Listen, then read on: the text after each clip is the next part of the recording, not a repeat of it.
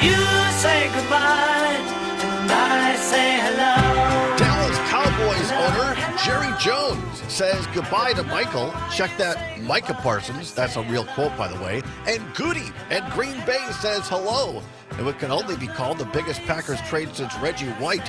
Sports reporter Mike Clemens has the latest from Lambeau.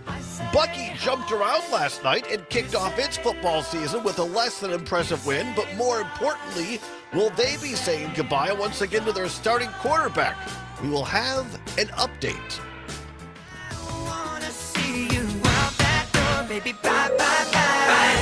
There's MAGA problems for Republicans on this News Dump Friday. The bad Bradley hangs up her robe on the Wisconsin Supreme Court, and Joni Ernst is saying goodbye to the U.S. Senate in Iowa.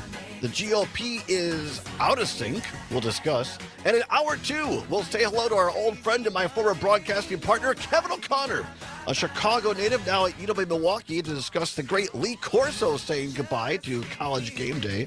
And what's worse on this Friday, the 29th of August, being a Cowboys fan or being a Bears fan today?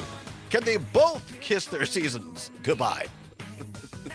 Welcome in, everybody, to a special edition of the Todd Allbaugh Show. It is Friday, August 29th, 2025. Glad to have you along. Aaron Sommer is on the board. It's a great day to be a Wisconsinite and a particularly great day to be a Packers fan. Busy news and sports day. We're going to get right to it and go live to Lambeau Field in Green Bay. You know him, you love him. Nobody knows the Green Bay Packers beat better than our very own sports reporter, Mike Clemens, who joins us via the phone. Mike, give us the latest on what can only be, I think, in my opinion, characterized as the biggest Packers deal since Reggie White, making Micah Parsons now the highest paid NFL player that is not a quarterback. Thanks for joining us, Mike. What's amazing about this, Todd, is even though it was in broad daylight, it was still pretty stealth. Because where were you when this thing broke at a little after 4 o'clock last night? I was running errands. I was to the grocery store, actually, when it broke, and I couldn't believe it. Yeah.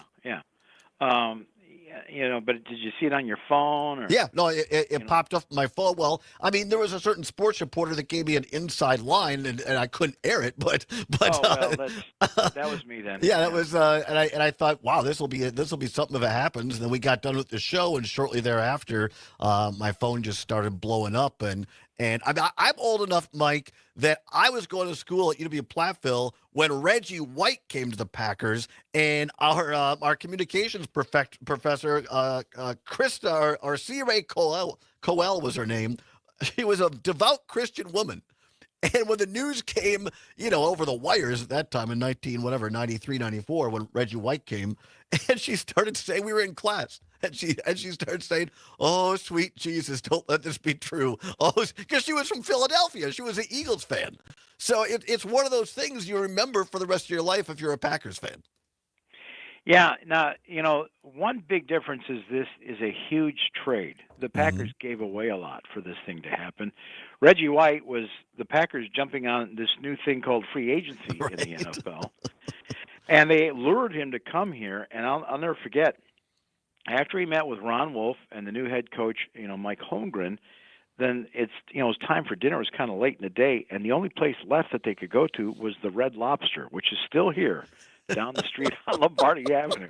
I saw you tweet that out. I'm like, no way. Yeah. They took Reggie White to the Red Lobster? Yeah. Wouldn't it be cool if LaFleur and Goody took Micah Parsons to the Red? It's still standing down there. That would be amazing. It's not one of the 400 stores that closed. But right. Significance. Okay, so Micah Parsons is this guy who's just taken over. The coaches and their jaws drop when they watch the tape. He's a pass rusher. He's the best in the business. He's been doing it now for 3-4 years in a row. As a matter of fact, his averaging over a dozen quarterback sacks a year has only been matched by Reggie White some 30 years ago. Mm-hmm. So, Micah goes to the Cowboys in March. He's on the 5th year of his rookie contract and says, okay, let's kick this up, Jerry. Jerry makes him an offer in March, and then sometime later after that, Parsons says, let's make that a little bit more, because he wants to be the highest paid player ever in the NFL to make that money outside of a quarterback. And then this thing goes on, and then Jerry Jerry Jones likes to drag this stuff out. Yeah. It's there's a documentary on Netflix that proves that.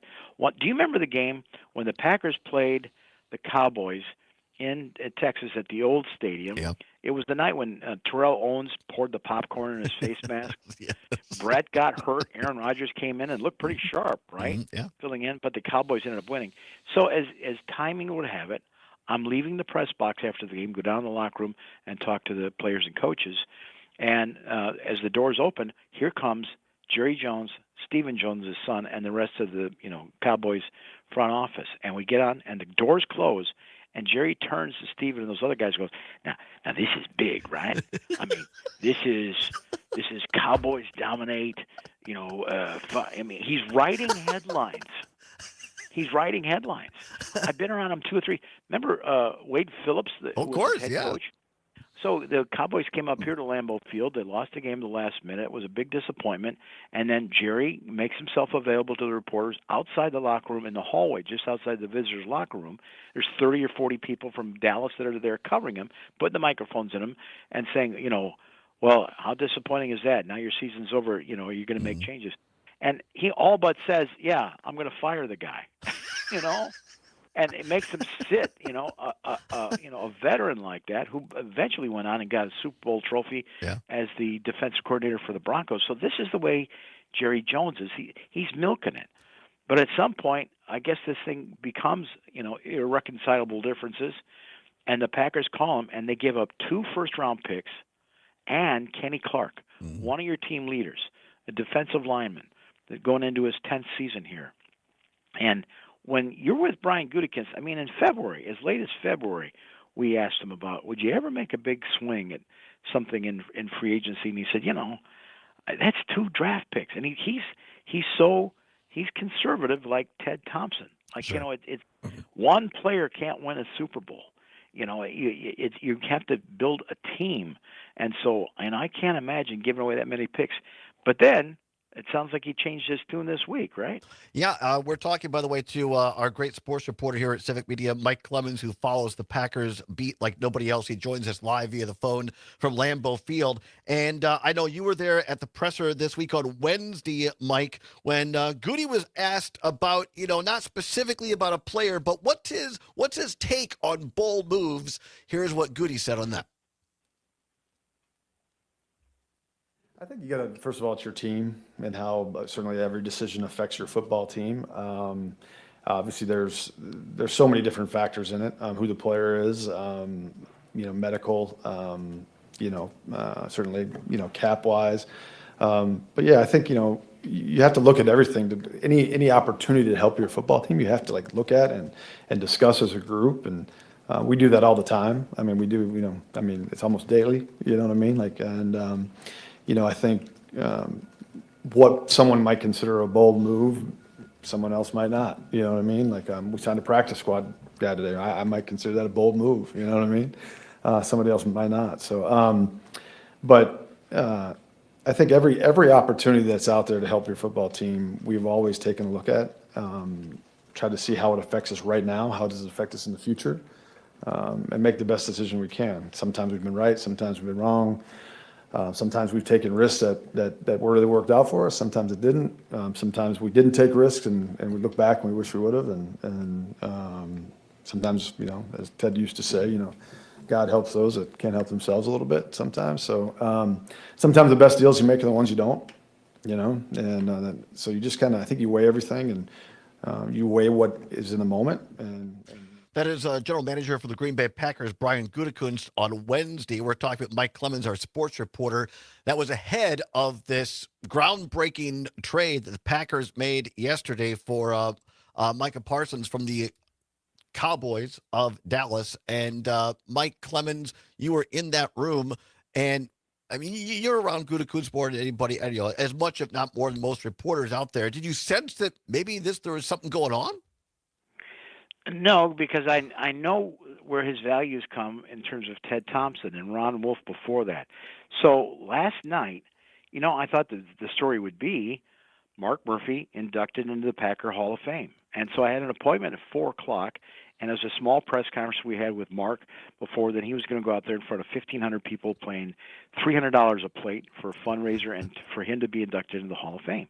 So they're talking to him. And, he retired a month ago. He retired a month ago after 17 years as CEO and president.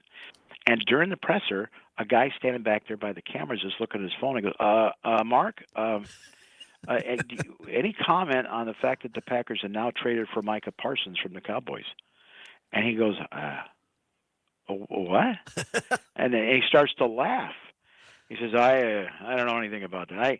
I'm not going to comment on anything. He says, that's probably AI, like a fake account or something. Right. And he blows it off. And then a couple of questions later, then the reporter from the Press Gazette who covers the business end of sports, Rich, is very good at this, and he trusts him. And he says, Mark, the Press Gazette just confirmed Micah Parsons has been traded to the Packers. And he said, what'd they get for him? So I'm like, this guy is stunned. Right. He has no idea. He just ran the team for 17 years, and he's out of the loop. And to me, I'm thinking, is this what it's going to be like under Ed Policy, the new president? That was my follow-up question to you, Mike Clemens, is what your sense of this? Was this Ed Policy saying, I want to put my fingerprint on this right away? Was this something that kind of been in the works from Gutekunst? Where did this come from? Any sense? I don't know yet. Yeah. We're going to talk to Goody at 5 o'clock today. They were going to do it this afternoon, and since you and I talked earlier today, they've kicked it up to 5 o'clock prime time. It'll be carried live, right, for that. Here's one thing we know for sure: Ed Policy didn't get in the way. Yeah. You want to give away the next year and the year after that's first round pick and a veteran leader like Kenny Clark? Let's roll the dice, baby. Let's go for it. Well, in the couple of minutes we have left here, Mike Clemens, nobody has a crystal ball, but you got it. Most people are looking at this saying this is the piece they might have needed to truly make the Packers a legitimate Green Bay or a Super Bowl contender this year. Do you remember the day that we found out that the Packers came up second and Khalil Mack went to the Chicago Bears and all of Chicago said, here we come, Super Bowl? Right. How'd that work out? Not so hot as it turned out. but I'll say this. I think Micah Parsons is coming here because he was embarrassed about 18 months ago when the Packers went down there and beat the heavily favored Cowboys in that playoff game, that wild card playoff. I think it was like 48-32 or so. And I think he was impressed by the other side, by the way that they had schemed him, the plays they were running, the efficiency, the coaching. Jordan Love is a young quarterback, and now he's joining the. If you can't beat him, join him, kind of a thing. Right. And when you're talking about trying to get back the domination of the NFC North after what the Lions have done, now the Vikings, and now they've added Ben Johnson to the Bears. If you tell me that you got Xavier McKinney now on the back end with a secondary, you got Edgerrin Cooper, that speedy inside linebacker to stop the run, and now your pass rush is Rashawn Gary and Micah Parsons, look out. It's going to be a fun season, Mike Clemens. I appreciate your time. You're a busy guy. Thanks for joining us, giving us the latest. I know you'll continue to do that, our sports reporting on the hour. Mike, thank you so very much. Appreciate you, Todd. Always a great show. Thank you. All right. Appreciate you, Mike. Mike Clemens, everybody, our great sports reporter in Green Bay. Come on back. Billy Edwards Jr., the quarterback for the Wisconsin Badgers. Is he saying goodbye? We have new reporting from CBS after this. Don't go anywhere on the Civic Media Radio Network.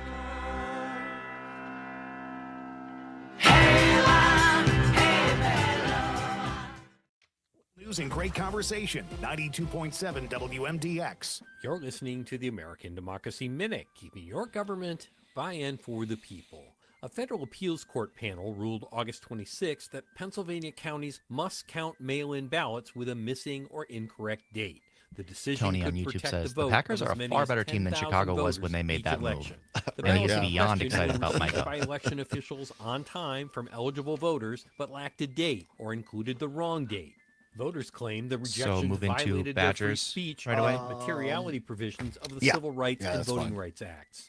August 26, the Third Circuit Court of Appeals upheld a lower court decision agreeing the rejections violated the First and 14th Amendment rights of the voters. Of course, Jeff. The court also rejected the GOP's argument that the date was critical to preventing election fraud. Writing for the panel, Senior Judge D. Brooks Smith noted, quote, "And discarding thousands of ballots every election is not a reasonable trade-off in view of the date requirement's extremely limited and unlikely capacity to detect and deter fraud." The opinion continued, "We are unable to justify the Commonwealth's practice of discarding ballots contained in return envelopes with missing or incorrect dates that has resulted in the disqualification of thousands of presumably proper ballots."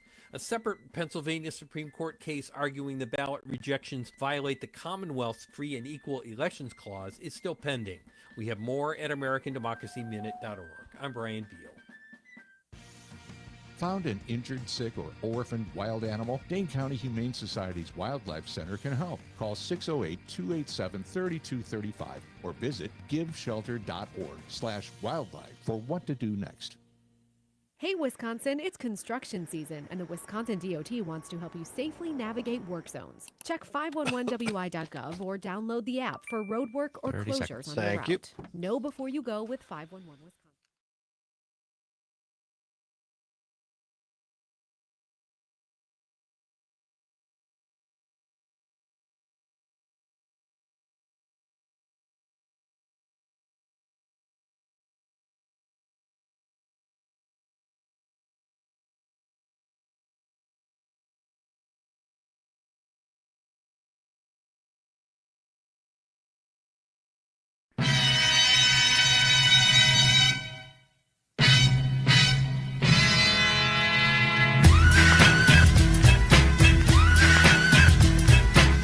Welcome back to the Allbaugh Show on the Civic Media Radio Network, and it's Friday, TGIF, August 29th, 2025. We are live here at the world headquarters of Civic Media in downtown Madison. A little rain, falling light rain here in downtown. Zommers on the board. He was there at the camp light. Zommers was. The Badgers, Wisconsin Badgers, kicking off the football season. Lots of anticipation by some. But boy, I watched the game. I had it on TV, Big Ten Network, and I had the sound down and was listening to Lepeng and Tauser on the Badger Radio Network via the Civic Media app. Actually, listened to WRCE last night on the app, and so listened to the game there and watched it on TV. A couple of takeaways for me. The positive side. I thought that the Badgers looked much more energetic, much more engaged. Their body language, their attitude on the field and on the bench was much better than I saw it last year, and that was a positive one. Number two, even though you're playing a MAC conference opponent, still Division I, and the defense had a shutout. Give them credit for that, even though the offense for Miami of Ohio was not great. But the defense got a shutout. Defense looked okay. I thought that the offense, although they ran the ball more, was returned to the fullback position by all intent and purposes. That's good. But boy, the offense struggled, and probably most concerning, starting quarterback Billy Edwards Jr. went down. Zommers, quickly, what was your take last night being there at the game? Well, yeah, it was my first time at Camp Randall. Very cool. And I'm glad I went. But yeah, there was a hush fell over the stadium as we realized that he was on the ground and not getting up. Like, oh no, this is bad, isn't it? Yeah. Thankfully, he was able to get up. But yeah, it was a little bit rough to watch, but we still did pull out a win. It just was closer than maybe expected. Closer than the experts predicted. Which is what you said would happen. As the great Lee Corso said. Sal likes to say, we're going to talk more about Coach Corso. I'll get it out yet. In hour number 2 here. Yeah, I said that Wisconsin would win 21-14. So they got the shutout, but it was about what I thought they'd score on offense. Here's new reporting. This is the important part from CBS within the last hour. Sources tell CBS Sports that the Wisconsin quarterback could return in time for that big game against Alabama in week 3. Wisconsin quarterback Billy Edwards Jr. suffered a non-contact injury in the first half of the Badgers' season opener win over Miami of Ohio last night. And Zommers said, watching it on TV, he had handed off the ball and then was just kind of like finishing out the play, might have stumbled a little bit, but there was nobody by him when his knee that he had the brace on kind of gave out and immediately went to the turf and grabbed it. And the first thing you think of is, oh my gosh. an ACL or and the Badgers have lost their starting quarterbacks in the last couple of years. And you think, oh my gosh, not again. But as you said, Zommers, he came back out of the tunnel and was in street clothes, was walking around, and was essentially served as a coach on the sideline for the rest of the night last night. According to CBS, the early word coming out of Madison, per multiple sources, is Edwards' leg injury is not expected to be a long-term issue. Full clarity is expected within the next 24 to 48 hours. But there's optimism building around the building that Edwards could return for Wisconsin's high-profile non-conference matchup with number 8 Alabama on September 13th. Wisconsin coach Luke Fickell did not have any updates on Edwards' status last night, though he expressed optimism that he was able to return to the sidelines in the 17-0 win. So again, I predicted a 21-14 Wisconsin victory. Ended up being 17-0. Fickell said, quote, "First things first, starting off, I don't have any answers on Billy. Don't know a whole lot. Good to see, though, that he was back out there and able to be part of the game with our team, things like that. Hopefully that was a really good sign that things are moving forward, but we won't have any updates right now," unquote. Edwards was a high-profile offseason addition for the Badgers from Maryland. He finished Thursday night's game 6 for 13 with 68 yards passing. Wisconsin inserted San Diego State transfer Danny O'Neal in Edwards' place. O'Neal led Wisconsin on a pair of second-half touchdown drives. I thought O'Neal looked pretty good. I mean, he was a starter, I believe, a true freshman starter at San Diego State last year and transferred to the Badgers. Danny O'Neal and Billy Edwards Jr. were in a battle to be the starting QB for Wisconsin, and Edwards won out. But I thought Danny O'Neal did himself well last night. Congratulations to the Badgers on their 17-0 win. It really wasn't quite as big a win as that because I think the last touchdown was like 4 minutes left. Yeah, something like that. The first half was just 3 points. 3-0. 3-0 Wisconsin was your halftime score. And interesting that the Wisconsin Badgers, last time they played Miami of Ohio, was 2015. And the score at halftime was 37-0. They went on to win like 56 or 58-0 in that game and gave, guess who? Paul Chryst his first win as head coach of the Badgers. So when you look at what they did against, obviously, two completely different teams as far as personnel and coaching. But, boy, I know people were harping at me yesterday that saying, well, you only said Wisconsin's going to get 4 wins this year. I wish them all the best. I want them to win. I'm a Cardinal White fan, but I think it's going to be tough. Like you said earlier, their energy did look good. Yes. So there is that. That is promising, but the rest of it, a little not as strong as you might hope. No.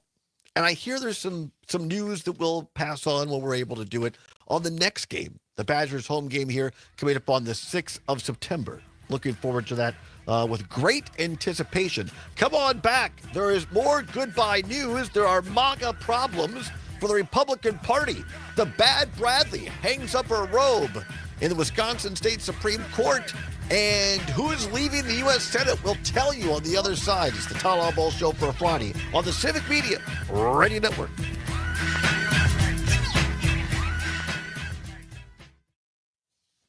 Madison's real news and great conversation. 92.7 WMDX. You have a specific goodbye song you want here? So I can find something. Reach, engage, grow. With Maybe we should just do more in sync. That's what I think we should do. More in sync? Yeah, Okay. more in sync. It might be late in the growing season, but it's never too late to be monitoring the health and wellness of crops and adjusting next year's plan if you need to. I'm Stephanie Hoff for the Midwest Farm Report on a Friday, and we'll talk to a crop specialist after the break. At the Department of Agriculture, Trade, and Consumer Protection, they know your business has always been something special. Now you can let customers know it too in an instant with the red and yellow Something Special from Wisconsin sticker. Joining the program gives you access to supplier and distribution information, marketing support, and a community of like-minded Wisconsin businesses. Best of all, you'll let people know that your work is done with care, quality, and love. You've always been something special.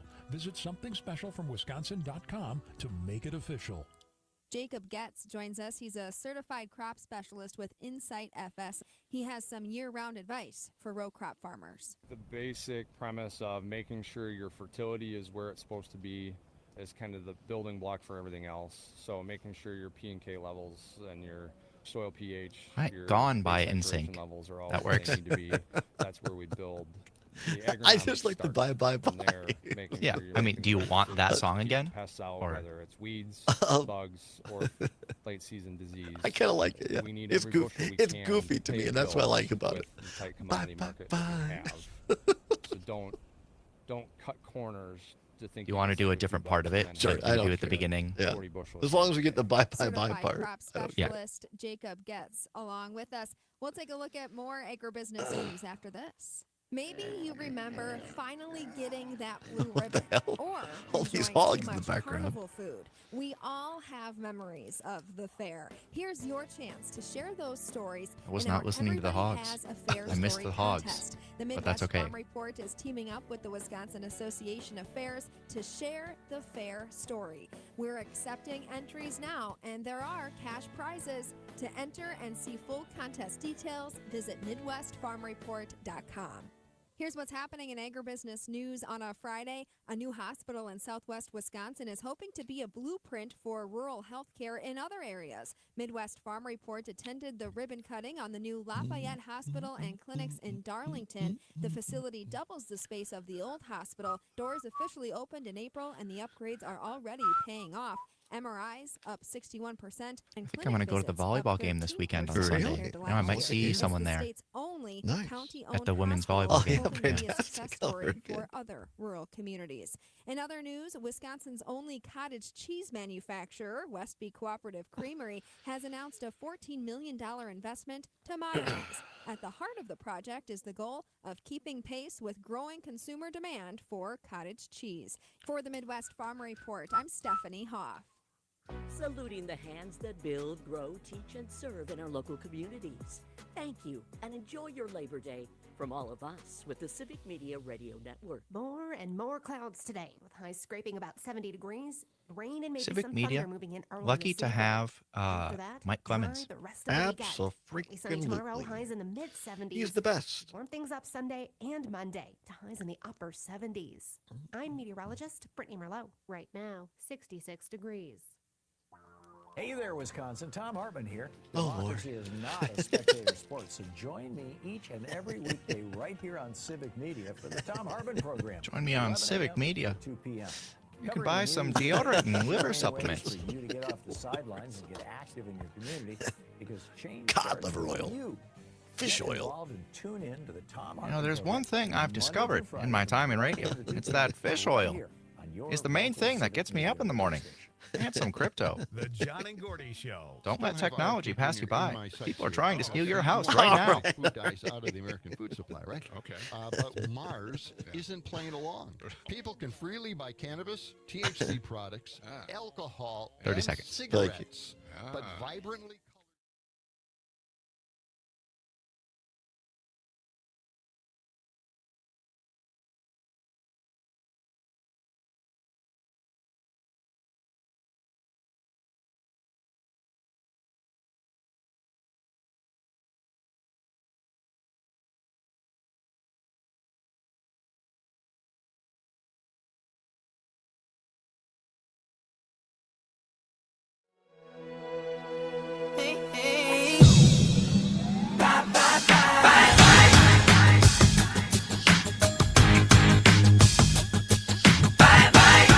Welcome back to the Todd Allbaugh Show on the Civic Media Radio Network on an afternoon where a lot of people are saying bye, bye, bye.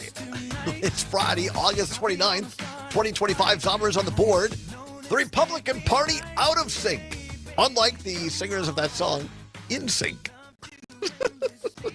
I love this song. It's great. It's so fun. fun. It's goofy. It's upbeat. Yeah. It's Welcome. campy. It is campy. Welcome back, everybody. Glad to have you along on a busy, busy Friday. The Friday before Labor Day weekend, if you're already on the road, do so carefully. Some light rain coming down here at the world headquarters in downtown Madison for Civic Media. Glad to have you along on a Friday. A quick update before we do politics here. Just talked about this right before the farm news. Channel 3000, Channel 3, Kyle Jones here in Madison. Just posting this, it appears that the Badgers dodged the worst of it last night. Quarterback Billy Edwards Jr. reportedly has a sprained knee now. They did an MRI. It came back clean this morning, which means that it was not a tear of the ACL or MCL.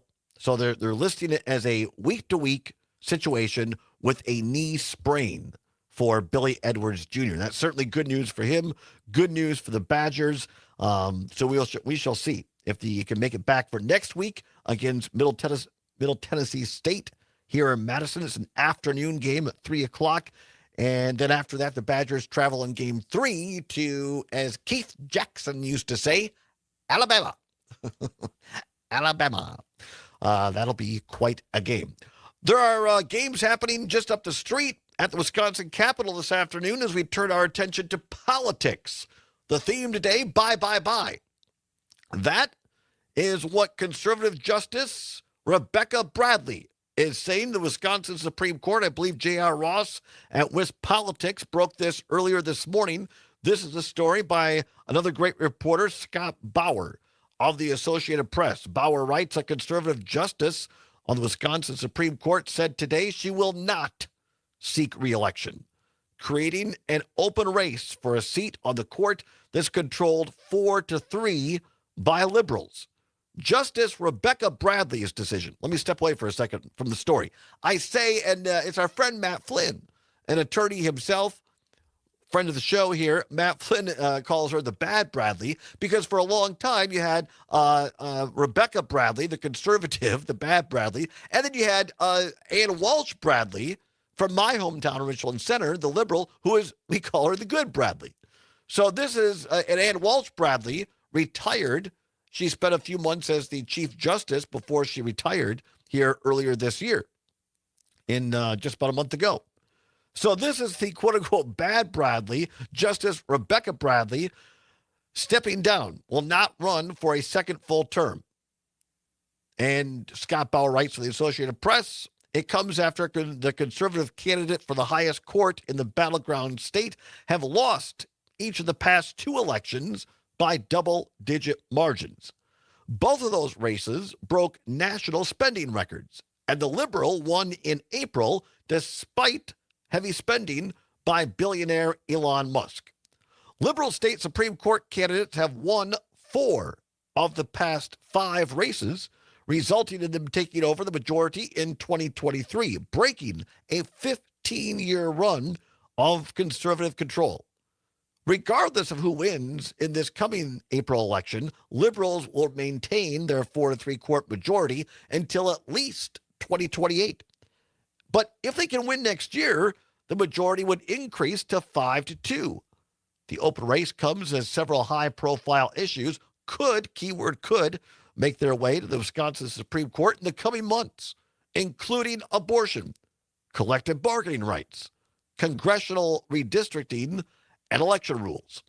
Chris Taylor, a state appeals court judge and former Democratic state lawmaker, is the only announced candidate so far. Bradley had said in April that she planned to run again, but ultimately changed her mind. The quote from Bradley today in her statement says, quote, I will not seek re-election to the Wisconsin Supreme Court because I believe the best path for me to rebuild the conservative movement and fight for liberty is not as a minority member of the court, unquote. Bradley said her warnings about the court being controlled by quote-unquote judicial activists, her words, went unheeded. And she goes on to say, Bradley, quote, and Wisconsin is seeing the beginning of what is an alarming shift from thoughtful, principled judicial service towards bitter partisanship, personal attacks, and political gamesmanship that have no place on the court, unquote. Stepping away from the story, I don't know. I see. To me, it seems like someone who's a little testy on the fact that the only real statewide MAGA Republican that has done well in Wisconsin here recently is Donald Trump. And, of course, Trump will not be on the ballot in 2026. Tony Evers, Sarah Rodriguez, Sarah Godlewski, Josh Kaul, all statewide candidates. Tammy Baldwin, U.S. Senator Tammy Baldwin, statewide candidate. And now Rebecca Bradley says, I don't want any part of that. It reminds me of the old Seinfeld episode. There's one at the very end where Elaine and George Costanza's dad, Mr. Costanza, are getting into it. And he says, and he says at the end, he goes, you want a piece of me? And they start going at it just as the show ends. And so Rebecca Bradley, she wants no part of a statewide election in this environment, apparently. Now, Judge Taylor has raised over $1 million, back to the AP story by Scott Bauer, since getting into the race. Her campaign manager, Ashley Franz, said in a statement after Bradley announced her decision, quote, that Bradley hasn't raised any money this year for a potential reelection campaign. Quote, the incredible support for Judge Taylor shows how important this race is, unquote, the campaign manager said. Bradley was appointed to the Supreme Court by then Governor Scott Walker in 2015 and won election to a full 10-year term in 2016. Before joining the court, Bradley had served 3 years as a Milwaukee County Circuit Court judge and a year as a state appeals court judge. So we'll see. People already rumors. So the only announced candidate right now on either side is Judge Taylor, who's a liberal. So we'll see now. There are all kinds of rumors, people saying that they're trying, it's an open race, right? So and I know this is not great news for people who are like, I am so sick and tired of political ads. Well, hold your hats and the hallelujahs because 2026 is going to be crazy because you're going to have a completely open governor's race, no incumbent running because Tony Evers not running for a third term, a completely open Wisconsin State Supreme Court race. The amount of money that's going to be flowing in, the amount of ads. The only winners here are civic media and every other media company because everybody's going to be putting ads on. I can't wait. I'm not saying hey, the money's nice, right, for the company, but right. I just mean I'm not looking forward to hearing and seeing all the ads. Oh, me neither. Not at all. These are going to be very important races. Extremely important, and again, this is why people are saying, look, I'm so upset and ticked off over Donald Trump and MAGA. I feel like there's nothing I can do. Well, 2026 is going to be your year to do something. But you got to start laying the groundwork now. And that's just not being angry in a fist and dropping F-bombs. That means doing the hard work, as former President Barack Obama says, going out, signing people up to vote, register to vote, have a plan to turn people out to vote, making sure the truth is put out there between now and remember the Supreme Court race is in April, right? So you're going to have the Supreme Court race in April, and then you're going to have the midterm elections for Congress and the governor's race in the state legislature the primaries in August, and then the general election in November. So enjoy the clean airwaves now, i.e., no political ads right now. I guess they're that goofball Bill Berry has an ad. But Rebecca Bradley is not the only MAGA GOPer saying bye, bye, bye. According to CNN, just to our southwest, Iowa Republican U.S. Senator Joni Ernst has decided not to seek re-election to a third term, according to people familiar with the decision, and is poised to make an announcement this week. Ernst, 55. Now I look at her picture. I think she's 55. I'm 55. Do I look that old? I probably do. It's funny as you. By the way, this has nothing to do with anything other than the fact I talked about it yesterday in the show, and I'm very happy about this. I went and got my annual physical this morning. I can report to you, the listening audience, fit as a fiddle. Excellent. My blood pressure was perfect. My cholesterol is fine. No need for any sorts of medications. I've lost a couple of pounds, literally a couple. So I got to keep eating better, a little more exercise. But my hair's going, but I can't do anything about that. Also, you'll be glad to know I just looked up an up-to-date picture of Joni Ernst. You do not look that old. Oh, thank you. I appreciate it. It's a hard job in the Senate. Hard. You age. You age really do. by having all those staff people and the everything you have to do. It's not really that much. Well, I guess the hardest part about being a member of Congress, in my opinion, having had worked for one, is the travel. That's you're traveling back and forth, assuming that you live in your home state and traveling back and forth. Well, anyway, I mean, Joni Ernst probably doesn't care about looking old, just like she, says we're all going to die someday. Or yes. Thank you, Zombers. This is the person. This is the woman who when was brought up for COVID, right? Somebody was bringing up COVID vaccines. Oh, I think it was getting rid of Medicare. Like, this is getting rid of Medicare. That's this is going to kill people. And she's like, you're all going to die anyway. Right. Oh, you're all going to die anyway. Well, and doubled down on it. I guess the polling came back and said, Senator, that's an unpopular opinion. Ernst, 55, has been wrestling with the decision for months, but began telling friends in recent days. Her retirement creates an open Senate seat in Iowa. My paternal grandparents used to call it Iowa. Representative Ashley Hinson is making plans to jump into the race, one GOP official said. National Republicans anticipating Ernst's retirement have long said they believe Hinson would be a strong candidate. A crowded field of Democrats is already running. The party's primary field includes state rep Josh Turek. I didn't know that. Josh Turek is a para-Olympian, wheelchair basketball player. How about that? State Senator Zach Walz, Knoxville Chamber of Commerce Executive Director Nathan Sage, and Des Moines School Board Chair Jackie Norris. CBS first reported Ernst's decision. It's hard to say Ernst's. Yeah, decision. Ernst has come under fire. Here we go. Here we are. See, Zombros was ahead of the national news. Come under fire since responding, quote, "We are all going to die," unquote, to a constituent at a town hall meeting who raised concerns about Medicaid cuts in Trump's policy mega bill. What do you think about these Republicans, these MAGAs saying bye, bye, bye to politics?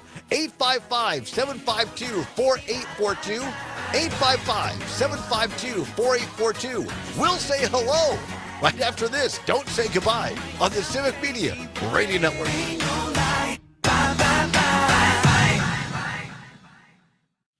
Wisconsin is cheering on Bucky Badger. Beautiful, beautiful. Yeah, Rebecca Bradley, also the one who edited her own Wikipedia page because she didn't like that people knew stuff that she did. So many traditions built around the Wisconsin Badgers. And then, got in trouble for that, obviously, because you can't just go and take things you don't like out of your Wikipedia article when they are facts that, eventually the animal was replaced by a person. just reports of things you did. Contest chose the official mascot name Buckingham U Badger. Still, Wisconsin's official animal is a badger. But do you know which animal almost earned this title instead? What are you going to next? Deer, we'll see if we get some calls and maybe talk maybe a little bit more about Republicans saying goodbye, battle election year. Do you want another goodbye song, or do you want freedom for the first time today, or what do you think? I don't know. I mean, we could do Gone by NSYNC. Sure, why not? Let's more NSYNC on a Friday show. Why not? It's a Friday show. Later became the official wildlife animal, but the history surrounding the Badgers is a true slice of Wisconsin. I'm Terry Barr for the Civic Media Radio Network. You know Ignite Glass and Gifts' 3 locations in Madison, but you can also shop IgniteGlassandGifts.com. You'll find grinders, lighters, collectibles, hand-blown glass water pipes, artistically designed jewelry, and plenty of other items delivered straight to your door or to family and friends. Madison's favorite for glass, gifts, and vaping. Ignite Glass and Gifts. Monona Drive, Williamson Street, and Odana Road. Plus, IgniteGlassandGifts.com. I'm Dan Schaefer. Let's recombobulate. Big political news dropped the Friday before Labor Day weekend in Wisconsin, with right-wing state Supreme Court Justice Rebecca Bradley announcing that she will not be seeking re-election to another 10-year term on the court. In her statement announcing the decision, Bradley bemoaned a, quote, shift from thoughtful, principled judicial service toward bitter partisanship, personal attacks, and political gamesmanship. If you followed Bradley's time on the bench, you couldn't help but note the hypocrisy in that statement, because that's the exact kind of extreme, toxic approach she's brought to the Wisconsin Supreme Court over the past decade. But beyond that, this sets up yet another open race for state Supreme Court in Wisconsin. This one, however, will be a bit different than recent races where majority control of the court was Why on the does line. his voice In this sound race, like that? liberals Like will the have weird the opportunity phasing. to expand their majority from 4 to 3 to 5 Like, to do you hear 2 that? if candidate A little Chris bit. Taylor, a former Democratic That state seems to happen legislator, pretty often wins the with these, election and I don't in know why. spring 2026. I'll have to ask. Find all of Dan's work at the Recombobulation area. Let's go, Brewers! You can go to the Fish oil Brewers. saved the Wait, Barry. Todd, what? It's Free Ticket Friday, Terry. A chance to win a Barry, 4-pack don't be of Brewers joking tickets about it. several times Fish oil every saved by Friday. Barry. Great seats, by Larry the way. King. Okay, so download Saskatchewan. the free Go Civic ahead. Media app, find your local station, and listen for the keyword. Then Penipsky, New Jersey.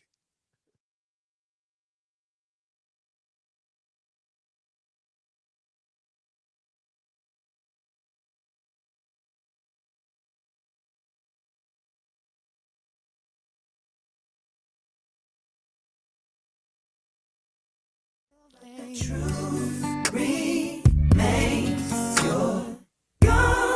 you're gone, baby, you're gone. Girl, you're gone, baby girl, you're gone, you're Now, I don't Welcome wanna back to the make Todd Allbaugh Show excuses, baby. on the Civic Media InSync Network. 8 minutes before the hour of 3 o'clock. Gone, right? That's the song? That's the one. Gone by InSync. Iowa Senator Joni Ernst, MAGA Republican, gone. Although the song is about missing the person who's gone, so maybe it's not entirely appropriate. Yeah, well, I like the wording, though. Not gone yet. Just announced she will not seek re-election. Although, as she is so keen to remind us, she will be gone eventually, as will all of us. Yes, as we all will.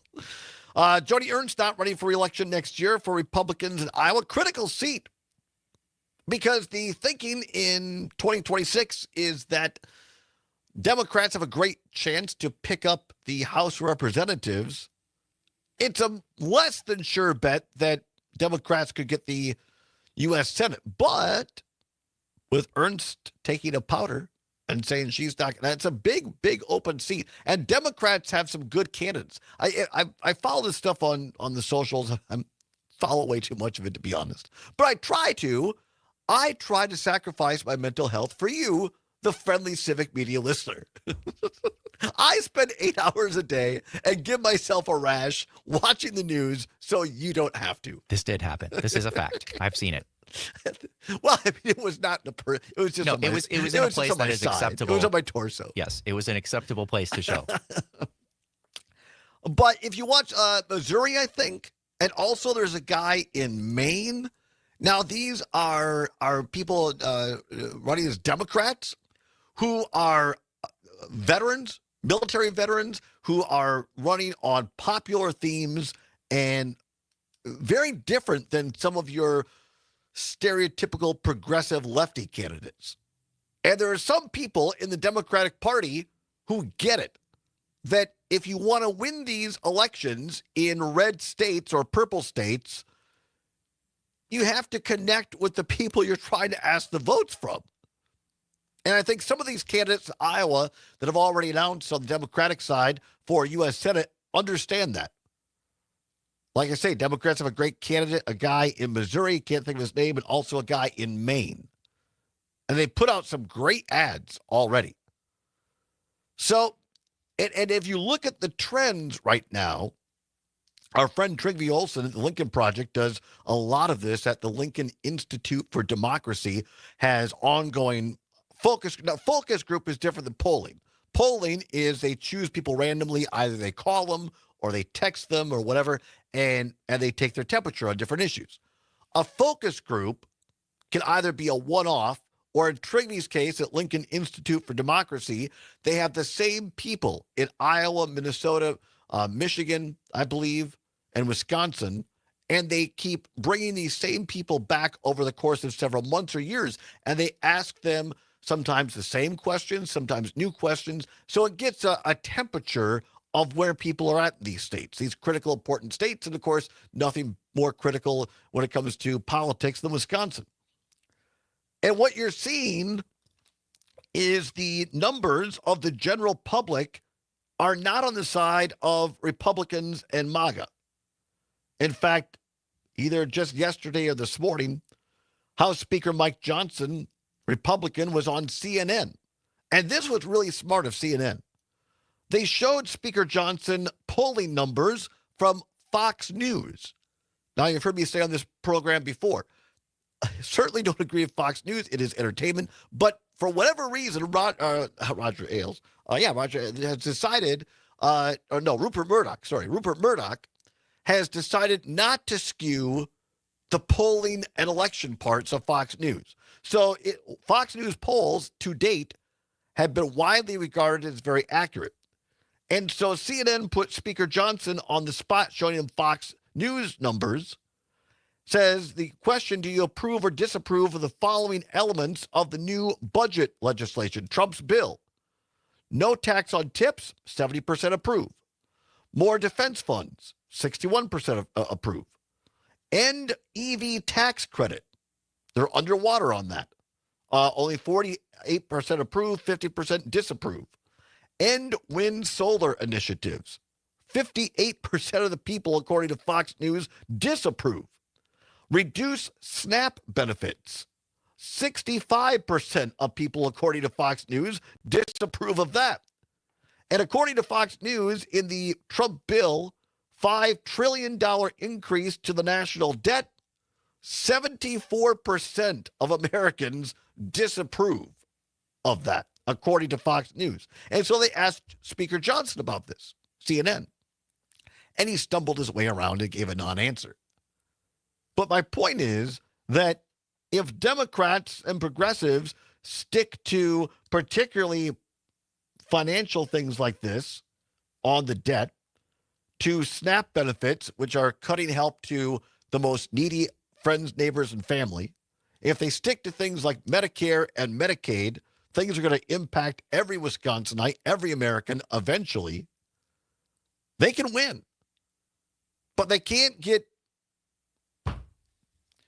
detoured by the divisive social issues, because that will kill them politically, Democrats. So I'm glad to see that these candidates in Iowa, Democrats, many of them on the right track in Missouri and in Maine. And that is despite some lackluster leadership from the national Democrats, my least favorite Ken Martin, the chair of the Democratic Committee.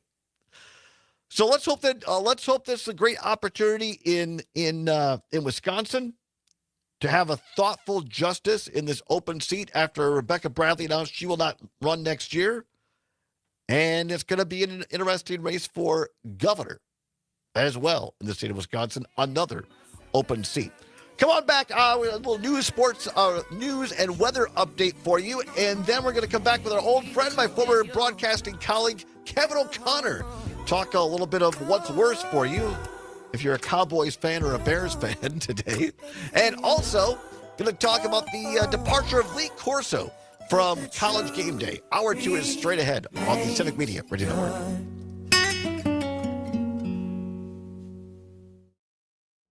This is 92.7 WMDX Columbus, Madison's home for real news and great conversation. A Civic Media station. ABC News, I'm Michelle Franzen. U.S. Special Envoy Steve Witkoff meeting with the Ukrainian delegation today on ceasefire talks with Russia. It comes as Russia continues attacks targeting civilians, something President Trump says he's not happy about. Former defense analyst and ABC News contributor Mick Mulroy says France's leader now hinting President Trump is getting played by Putin and called for sanctions. I understand why we want to be amenable. Cam was calling to ask diplomatically about to the both sides, divisive but social ultimately, issues you when mentioned, say like there's which gonna be, ones Oh. should they stay severe away from? Yeah, sorry, consequences to Cam. not We're agreeing to moving a on ceasefire, and then you because we're not. impose Kevin's severe going to be on here soon. consequences, So, Oh, he is? all Okay. Yeah. will become less So and sorry. less, Maybe next important, week and we'll will get to that. essentially not Yeah, he be can't really talk about a politics. factor Yeah, that not he really. considers in this whole I conflict. just you holiday cut getaways Kirk on Herb more Street's than Toast to 17 the million Corzo. If you expect could to fly forward this that Labor one Day weekend, to according where the Herb TSA. Street actually Others talks will be about, driving with gas prices lower than or last actually year. starts the toast. Stocks trading lower, heading into closing bell. This is ABC News. Come work with us. Civic Media has a number of great jobs across the state. Open now at civicmedia.us/careers. 92.7 WMDX News. I'm Savannah Tomei Olson. School starts next week. That makes this weekend the last hurrah. Labor Day weekend is one of the most heavily traveled times of the year. AAA says the best time to hit the road any day this weekend is in the morning. That includes if you're coming home on Monday. The Department of Transportation is pausing lots of construction projects to allow traffic to flow smoothly this weekend, but there are some projects that just couldn't be stopped and may cause delays. Here in Dane County, I-3990 is down to 3 lanes in each direction, and there are 2 lanes open on I-94 between There's Cottage another Grove one, and Lake which Mills. is If Corso. you'll be imbibing, tribute please to have a Corso. designated driver, use rideshare options, We or won't plan do to the- stay we won't overnight. necessarily do the- Alcohol-related crashes claimed more than 12,000 lives in 2023. Nearly 1/3 of all American traffic deaths involve Yeah, it is alcohol-impaired almost 7 drivers. minutes, AAA is activating I don't its think Tow-to-Go program across select playing states the whole this thing would weekend, be looked including upon Wisconsin. favorably. So if you find yourself in a pickle, you don't need to be a member. I could Call forward it AAA. to They'll provide 19, a free about confidential ride 19 for minutes impaired where Tweak drivers goes, and yo, for sweetheart. their vehicles 19 to a safe minutes? location 19 within a seconds, 10-mile okay. radius. And it's time for our Labor Day check of prices at the pump. Here's Melissa Kay. Officials at Gas Buddy predict the average gas prices over the Labor Day weekend will be $3.15 per gallon. This would be 14 cents lower than last year and the lowest price at the pump on Labor Day since 2020. The recent jump in prices over the past month is because of localized refinery outages. However, drivers can expect to see prices drop as gas stations start to transition back to cheaper winter gasoline in mid-September. As the demand falls with the temperatures, gas prices will continue to cool. There are still some challenges with hurricane season and uncertainty over trade, tariffs, and Russia's war on Ukraine. That's Melissa Kay. I'm Savannah Tomei Olson, 92.7 WMDX News. The Packers get Micah Parsons. Hi, I'm Mike Clemens with Sports NFL. He's one of the most feared defensive players in the league. The Packers giving up 2 first-round picks and sending defensive lineman Kenny Clark to the Cowboys for pass rusher Micah Parsons, who signs a 4-year deal in Green Bay worth $188 million.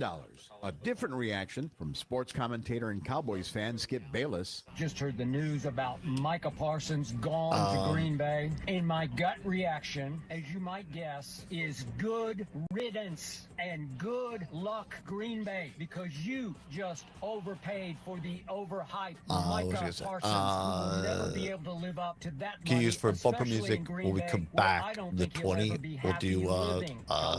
We're coming to your city. Who sings that? 17-0 last I know night the at song, Arnold yeah. Stadium, but they lost And quarterback the chorus on Lee that, Edwards Jr. in the second quarter to an apparent leg injury. With Sports on Mike Clemens. Labor Day weekend is here. Time to honor your work by taking a break from it. Hope you find time to relax. A message from the Civic Media Radio Network.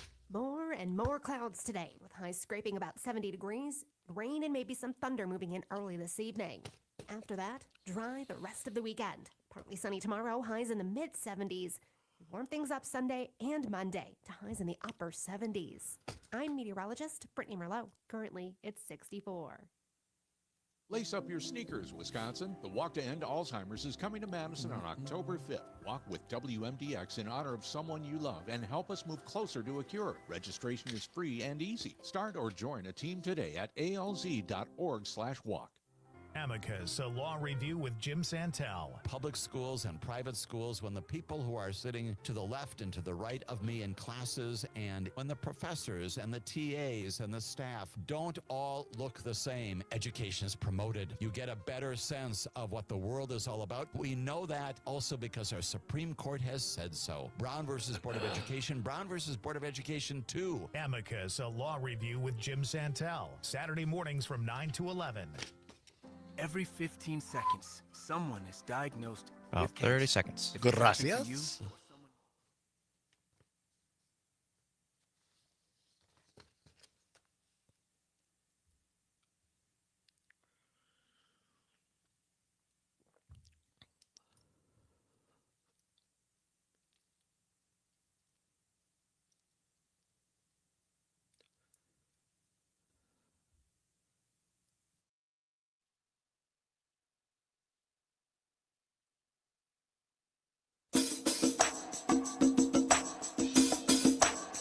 From the Civic Media World Headquarters in Madison, Wisconsin, it's the Todd Allbaugh Show. And now, pursuing truth wherever it may lead, here's your host, Todd Allbaugh. Across Wisconsin on the Civic Media Radio Network and streaming worldwide on the Civic Media app. Good afternoon, everybody. Todd Allbaugh, along with Mr. Aaron Zommers, our producer and engineer, on the board at 6 minutes past the hour of 3 o'clock. Welcome into hour number 2 of the big program on this TGIF edition. It is Friday, August 29th, 2025. It is a great day to be a Wisconsinite. Welcome everybody to the world headquarters in a rainy, wet, moist downtown Madison here. I didn't know we were supposed to get this much rain today, Zommers. But no, it's pretty rainy, actually. A lot more than I expected. That's right there. That's your forecast. That's that. You can't get a better detailed current event than that. It's rainy. Yeah, it's pretty rainy outside. When I look out there, it looks wet. The rain's supposed to pass by today. The rest of your Labor Day weekend looks very nice. In the 70s, mid-70s, then up to maybe the mid-70s, touching near 80 in some parts of the state on Labor Day proper. And then the bottom's going to drop out by Thursday here in Madison, expecting over only a high of 58. 58 next Thursday. To continue my quality forecast, that's a lot lower. It's a lot lower, yes. So enjoy Labor Day weekend, everybody. If you're already on the road, drive carefully, as they say. Pack your patience. Nobody wants to be a jerk out there on the interstates. Be safe out there, or somebody could get hurt. And joining us this hour, you know him, you love him, my former broadcast partner at UW Platteville, now with the great marketing department in charge of branding at UW Milwaukee, but here on his own volition. He's on the injured reserve list, but still he's taking the time to join us from Milwaukee via phone. Here he is, Kevin O'Connor. How are you, Kev? I'm doing all right. Good afternoon, sir. Your weather forecast sounds like the two guys still left at the National Weather Service trying to piece it all together. That's right. After all the cuts, that's all they just look out and say, yeah, it's raining. Rainy, lower. Gotcha. Yep, perfect. There's your complicated forecast. Well, Kevin, you were so kind as to join us when we were down at UW Milwaukee, although you're out of town, but you called in. And here now, I don't want to go into too much detail, but you're recuperating, and here you join us via phone, and we appreciate that.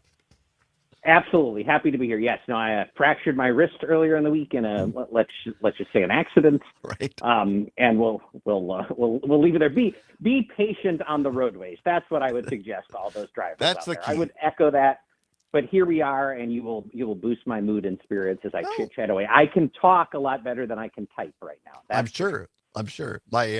I used to work with a guy that he literally had a brother that only had one arm. He lost one in an accident, and he used to go around the office and say, "I'm busier than a one-arm paper hanger." You can't say that anymore, but at the time he said that. I am not going to say that. That's correct. Anyway, it's great to have Kevin with us because big day, Kevin, in sports. We had our sports reporter Mike Clemens here on the first hour. Micah Parsons is now a Green Bay Packer and is the highest non-quarterback in the NFL, now surpassing Wisconsin's own TJ Watt with the Steelers, who was, until apparently the deal was signed a few hours ago in Green Bay. Kevin, you grew up in Chicago. You're a Bears fan. As a Bears fan, but lives in Wisconsin, just thoughts overall on this deal? I mean, here's what I'd say, right? Like a few things, kind of processing it. And, when you heard in the news, Jerry Jones arguing, might get traded to the Packers, all that, I think I would put myself in the same category as it seems like many media people, sort of like dismissing it, right? As like negotiation, whatever. And when the news actually comes, my honest first thought is, that's insane for Dallas. What are they doing? And how could the Packers have said no? Like that if they had the opportunity to get a player like this who, you and I, we're not sitting here breaking down film, but let's take what people say as gospel, right? One of the best current defensive players, defensive linemen in the NFL. Like, you'd be crazy to not roll the dice, and you have people now saying, well, that takes you from, well, we thought you might be a top 10 NFL team to like, yep, let's really talk about them as a team that could be in the mix for the Super Bowl. It seems like a no-brainer. My Bears thought, or first of all, is Caleb Williams is probably crying someplace knowing that this trade has occurred. That's the first thing that I thought of. That's certainly possible. And then the second thought, though, is if I then put, from a Dallas standpoint, if I would put myself in the Bears' shoes, if they were the team with Micah Parsons, and their owner got in an argument with him and they decided not to sign him, and then they traded him to a team in the same conference that I'm going to play in week 4 of the season or something, I would be calling for everyone to be fired, right? So then I don't feel that way about the Cowboys. I don't care what they do, but that would be my other reaction. It's like, it seems insane. And I don't, for a minute, for a city that lost Luka Doncic not that long ago and can't get their arms around that, this feels remarkably similar. Well, and your point, Kev, I was talking to my good friend Alex, a Dallas native, and went to school here in Wisconsin. He's back there. He has a lovely wife and new parents. Shout out to Alex. He listens in once in a while. Look, he's a Dallas boy through and through. And he said, I'm just done with this. Like, he goes, thank God we got the Stars because, A, I can at least afford seats next to the glass for the Stars. I can't afford decent seats at Jerry World. And then after losing Luka to Los Angeles, he's just sick about the Mavs. So, yeah, I mean, my heart goes out to the Dallas fans because, again, Kevin, you mentioned this. From all accounts, this became not professional, but personal. And it seems that Jerry Jones' ego got in the way, that he refused to deal with Micah Parsons' agent and said, I'm doing this mano a mano or it ain't going to happen. And the agent and Parsons said, well, let's see what's going on. And correct me if I'm wrong, Kev, but I believe that Micah Parsons and Jordan Love share the same agent. I do believe that's correct. And I think when you say it became personal, like that is always the problem, right? Like and let's face it, people that have more money than you or I can literally afford to have it get personal sometimes, I guess. Like one would assume Jerry Jones didn't make all this money by always making it personal because that doesn't seem like sound business. But, the value of the Cowboys didn't go down because he got in a fight with Micah Parsons, right? If he wanted to pass it on to his kid, whatever else. But the reality is, I would assume we can safely assume plenty of bad discussions go on between general managers in sports and agents in sports. Plenty of good ones too, but plenty of bad ones. Plenty of time where you hang up that phone and you would like to use every name in the book. And, you can't do that. Like, does everyone think that everyone gets along with Rich Paul and to sign LeBron James, right? Like you go through, there's all kinds of stuff like that.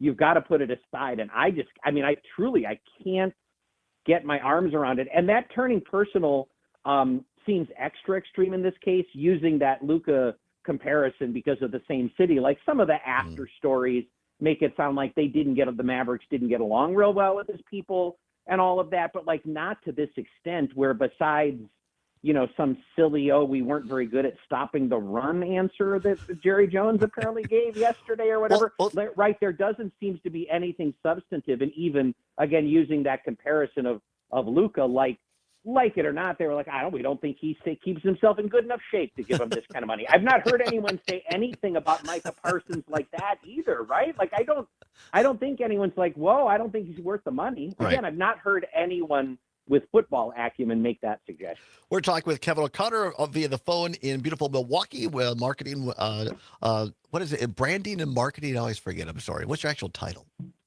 Call it, I'm the director of trademark licensing. That there sounds you go. so much more impressive. I love that.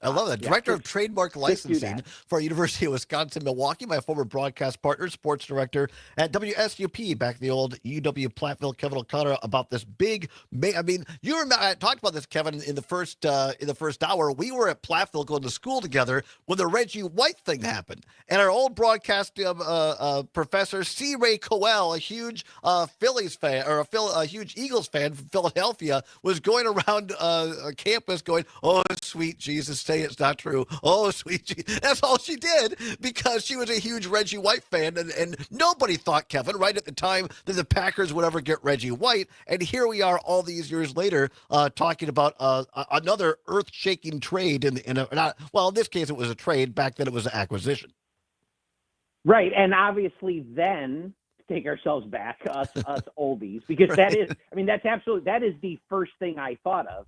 And the shock there, as much as anything, was in that era of the NFL, no one would have thought a superstar would choose Green Bay. Right. That era is long gone, right? It is not, players only have, in this case, Micah Parsons still was, it seemingly probably stuck going wherever the Cowboys wanted to trade him, and he just wants the new contract. So who knows whether Green Bay's number 1 on his list or 10, but I don't imagine he has any misgivings about going to Green Bay, and that part of the shock, isn't it? But there's no question, think of what a future altering move that was, and how regretful, I realize now they've won subsequently, but how regretful to have let him get away on that other end of things in that Reggie White situation it was when he did what he did with the Packers. And if you told me this turned out similarly, it wouldn't be like, oh, no, you're crazy. No chance. Yeah.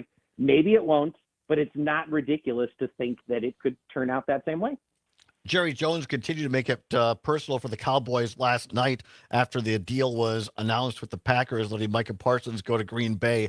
I believe his son was sitting next to him. And that Jerry Jones knows the guy's name is Micah, but he kept calling him Michael.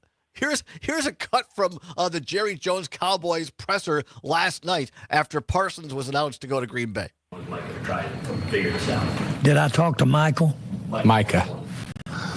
About, I'm sorry, I didn't. He's Michael. There's it. Right? He was talking to Michael Parsons the whole time. That's the problem. That's it. We've discovered the problem. He was talking to the wrong person. Wrong guy. I got to tell you, I've just had about enough of confused people talking out loud all the time, in general, I know. Just about enough, and Jerry Jones is kind of in that category, I think, at this point. All right, let's open this up before we have to run here. Let's open up. Time once again for What's Worse. Let's go. This or that, this or that. Then, of course, the choice is yours. You can get with this, or you can get with Time once again for What's Worse. Nothing to give away, no prize money involved, but it is your chance to have your voice heard on all 10 news talk stations, sports stations across the Civic Media Radio Network. Our category, as Mike Lucas is fond of saying, timely indeed. The category today for What's Worse, being a Cowboys fan or being a Bears fan? Being a Cowboys fan or being a Bears fan? 855-752-4842, 855-752-4842, or you can text us on the Civic Media app. Download it on your iPhone or Android device. Simply type in Civic, C-I-V-I-C, Media. It'll pop up. Takes less than a minute to download. It's free. It's what Gail King at CBS calls a deal, the Civic Media app. Well, Kev, we think she would if she knew about it. She calls the CBS app a deal. I think she'd say the same thing about ours. We'll see. We'll come back. We'll ask Kevin O'Connor, a lifelong Bears fan, what's worse today, being a Cowboys fan or being a Bears fan after the Micah Parsons trade? Your phone calls as well. And Lee Corso hangs it up on College Game Day. Don't go anywhere. It's the Allbaugh Show across Wisconsin on the Civic Media Radio Network. Here. You're listening to 92.7 I mean, I know my answer with that without even thinking. I know what it is. So. Well, don't say it yet. I know. Don't say I know. it. All right. Great job, Kev, as always. Sound familiar? Computers will have problems, and when they do, you need the computer experts at Madison Computer Works. Every day, we help home users and businesses keep their computers and networks running smoothly. For solutions to your computer problems, call the pros at 231-8000, and we'll turn this into this. Madison Computer Works. Computers that work for you. Experience northern Wisconsin this season. Oh, this is Lena's Northern Star Resort, or the Northern Pines Resort on beautiful Butternut Lake in I've stayed Butternut, there. Wisconsin. Not This with quaint Lena. resort has it all. A full-service resort and restaurant, open year-round for all your seasons. Wouldn't that be ATVing something? to snowmobiling, Pretty sure she's a grouse married hunting, woman. deer hunting, Runs the place with her husband. And a very nice or person. just come to relax We with love her the to whole death. family. Not in There's the biblical also an sense, event but we love her to for death. that perfect occasion that you might be celebrating. You know her Butternut as in Lake you is have a met her. Yes, 1,000 exactly. plus acre Class A musky lake, along with walleye, crappie, perch, and panfish that the kids love to catch. It's perfect for escaping the hustle and bustle of the city. Check your next adventure out today. Go to Northern Pines. I'm sure Kevin's very happy to be back on the air with you today. I'm not sure With he jokes is. like this, yeah. I'm not sure he is. It's triggering. It's triggering for poor Kevin. All the times he had to defend me, worry about getting kicked off the air. National topics, September 8th through the 13th in Madison. This year's guest speakers include Minnesota Governor Tim we'll have to hear his Walz, thoughts former on Georgia that lawmaker once we're and back. voting And by rights the way, activist Kevin has Stacey aged Abrams much and better than I have, Wisconsin by the Governor way. Tony Evers. We were talking earlier will about also Joni feature Ernst some of the nation's from leading Iowa, for those journalists, watching on the from stream. Maureen Dowd She's of the the New same York age as Times me, to 55. Evan Osno And I of the asked New Sommers, Yorker, along with do I former look that Washington old? Post No, columnist no, Peter she Robinson definitely and looks Jennifer way Rubin. older than you. Tickets at CapTimesMediaFest.com. Thank you. I paid him to say that. Found an injured, sick, You did? or orphaned wild animal, Dane County Humane 20 Society's seconds. Wildlife All right. Center can help. Call 608.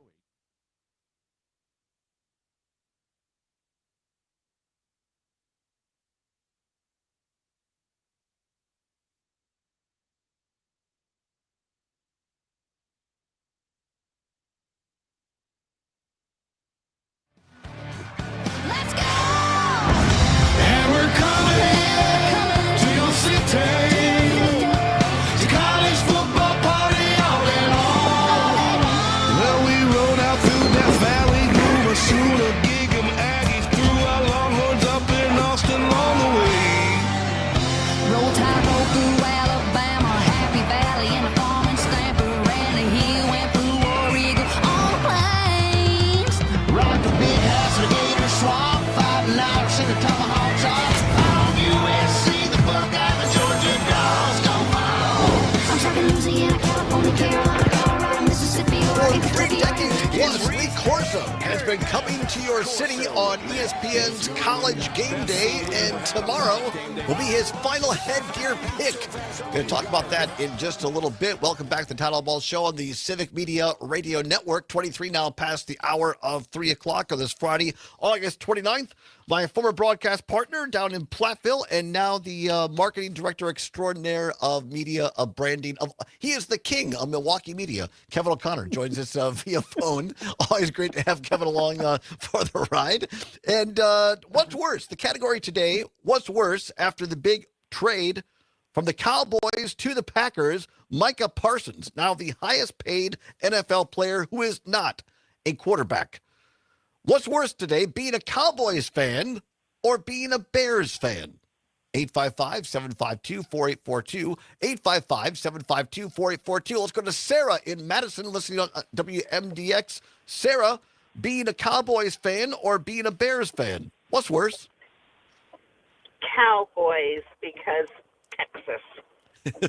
That's it, just Texas. Yeah, that's it. All right, thanks, Sarah. Appreciate have a great Labor Day weekend. Thanks for calling in.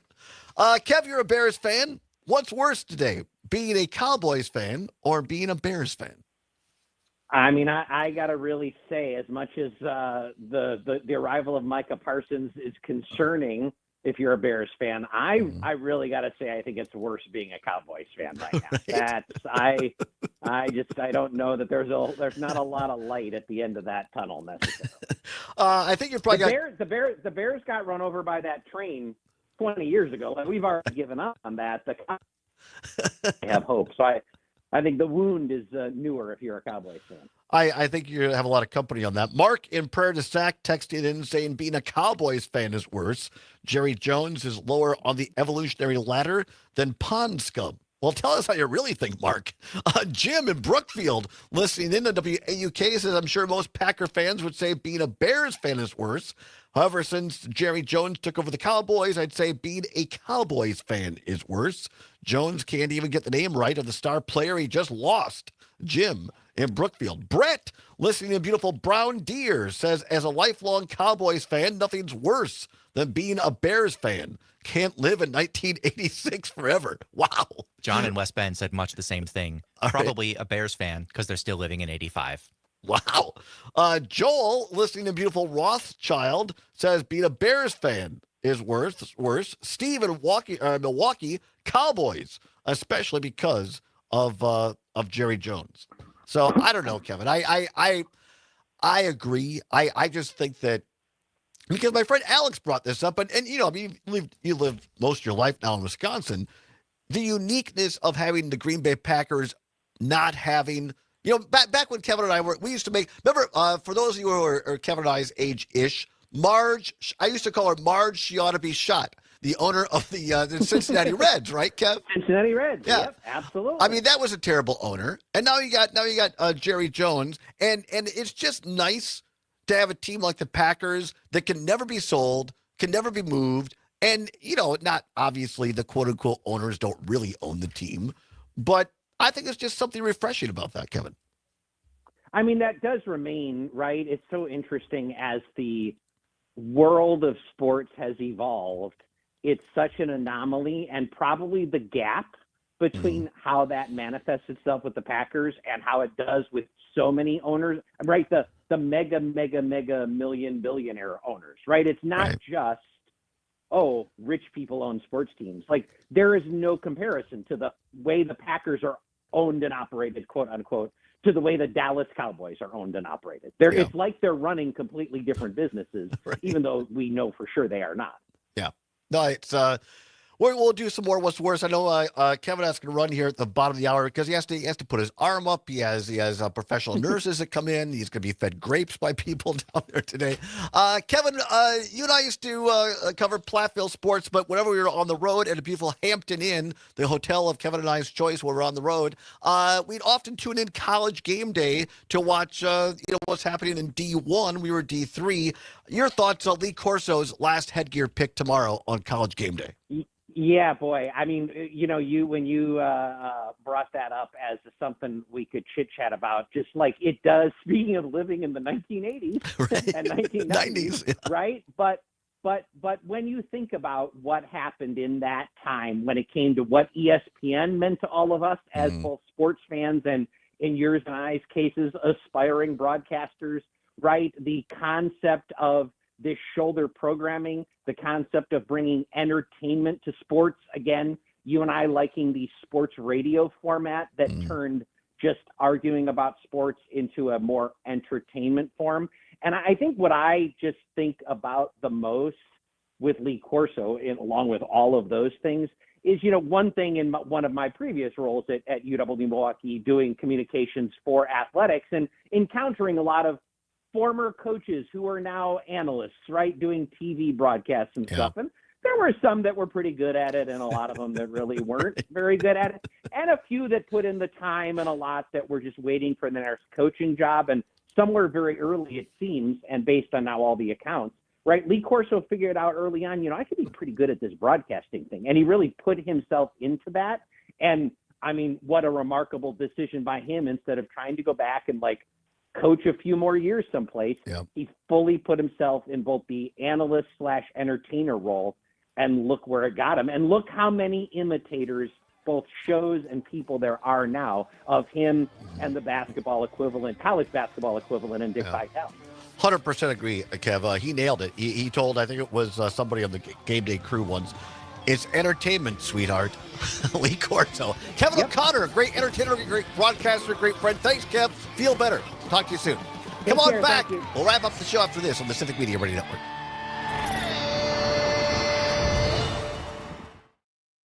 Real news and great conversation. 92.7 WMDX. Join the family. Civic Media has a number of great jobs across the state open now at civicmedia.us/careers. If you are actually still on the line, Kevin, thank you very much. Thanks, Kevin. Amazing. Thank you so much. Really appreciate you. Well, in fact, they're at their lowest level since 2021. I'm Ben Jarvis. See, that's the guy you can just talk to. And For sure. these And butter prices are no, low, it I may not appreciate necessarily be a having bad people thing. like him Coming up next, and Katie Mike Burgess, Clemens, a who dairy know analyst with so Everett, much about is gonna sports. tell us what the silver So lining is I with can these just butter listen to prices. them Farmers and and ranchers feel like I know across the something. country Like they're so trust smart, it Can-Am makes me feel because like of I how know they something build, when I really support, and don't stand behind their about machines. sports. Now they're backing that trust with even more. Get 24 All right, months of we'll coverage finish when up you some of these purchase what's select worse on the Defender text and Outlander the models through the Can-Am Then ours. the stream and ours, program. and then we'll That's get how into confident they to are Corso in a the little bit. durability of their units. That's not all. You also get a rebate up to $3,500. Give your fleet the upgrade it deserves. Visit the Can-Am website to learn more about the program. Offer ends October 31st. Certain conditions apply. See dealer for details. Now let's take a listen in to Katie Burgess. You have a to song see you what want to the use? upside of low butter prices may be. Maybe one of the good news pieces is that it's only August Oh, right now. So as retailers, I know we're not really are talking planning about the their holiday Packers. The only other promotions, song I pulled up I definitely preemptively think was a chance that Go ahead. maybe we Bang see the Drum All butter Day. a little bit more on sale as we do our Yeah, we got grocery that. shopping ahead Hang of on. Christmas. Lower butter prices today potentially could result in more aggressive promotions later on. And then thinking back about the dairy producers, we have seen that in some years past that if all of a sudden we can spur some extra consumer demand for products over the holidays, that potentially could give us a rebound in prices at the farm level as well. Katie Burgess, a dairy analyst with Everett, giving us the inside look on butter. For the Midwest Farm Report, I'm Ben Jarbo, and we'll take a look at those closing markets right after this. Don't let sick calves get you down and drain your profits. Get your calves up and Dick moving wants with to share Biovis some Calf thoughts on Electrolytes. Lee Carson. Our base light product contains balanced electrolytes for restoring and maintaining proper fluid levels and scouring calves. Base light also provides additional energy to support recovery. It's easy to There's mix. a song Calves that are was easy to written drink as it down not to the last Boys of drop. Falls, a Kenny Chesney song. Learn more about base light at bio-vet.com. Our was it Our Time? Welcome back. I'm Ben Jarbo. No, with this the is our Midwest moment. Farm Report. Kenny Now let's Chesney, see how this is the our moment. markets are closing on this Friday. If you could find the, if you have time to get to the chorus. For the most part, the end of the week with cash corn up 12.5 at $3.98 and new crop corn up 10 1/4 at $4.20 1/4. Cash soybeans are up 8.5 at $10.36 3/4, with new crop soybeans up 6.5 at $10.54 1/2. September wheat is up 7 3/4 at $4.18. It was a song written by he and Brent Musburger and Keith Kirk Herbstreit that was supposed to end up being the song for Saturday Night ESPN college football, but it just never happened. Would have been really good. Yeah. Who keep our local community strong. Enjoy this holiday weekend. A message from the Civic Media Radio Jeff Perry, I will have to file that one away for later. Scraping about 70 degrees. Oh, that's pretty rain good. and Yeah, maybe some yeah. thunder moving in early this evening. After that, dry the rest of the weekend. Partly sunny tomorrow, highs in the mid-70s. Warm things up Sunday and Monday to highs in the upper 70s. I'm meteorologist Brittany Merlot. Currently, it's 64. When it comes to vaping, the truth can get clouded. So let's make it clear. Vaping is not safe for youth. Because vaping Yeah, if you can find the chorus, where this is our moment. And dangerous Yep. things This like is metals us ready to in your go. body. And nicotine, which can harm a person's brain development through their mid-20s. With appealing flavors, high nicotine levels, and lots of promotion on social media. Many kids think vaping is harmless, but it's not. So talk to your kids about the risks of vaping. Because when you talk, they hear you. Learn more at underagedrinking.samhsa.gov. Nightlight with Pete Schwab. We were seated underneath some of the fireworks, and I didn't know there were going to be fireworks. So the first one I was like, "Oh!" Between Poland and Germany, they were their own people. That sounds like a sausage. It does. Do we have a phone call, Conrad? Yeah, 30 he's in the seconds. Northwoods. Thank you. Ollie's on. Couch potato would go very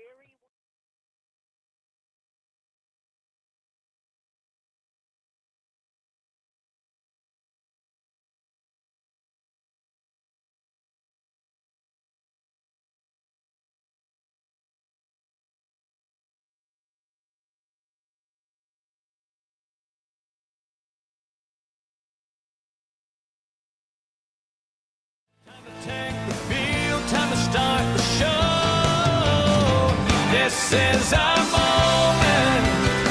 This is our time.